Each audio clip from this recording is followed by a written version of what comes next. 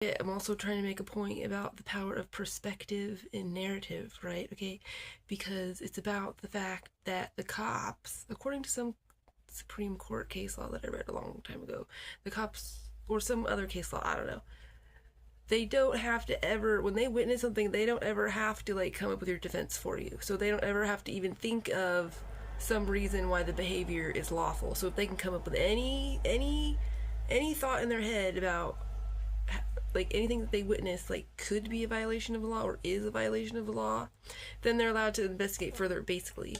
But that's why they're supposed to go by the presumption of innocence. But that's why they're the court of one mind too, because it's like all they have to do is witness something that could be unlawful, and they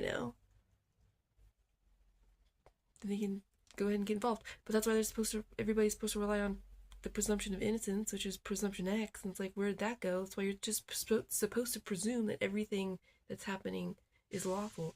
But that's also why they're not supposed to be general searchers or general watchers or general stalkers, or general like roam and search and destroyers. But anyway. But yeah, but imagine, the power of their perspective in the narrative that they present then to the court, because they're also covering their own ass. That's why their testimony should not be sufficient enough. And then I don't know, it's a whole issue.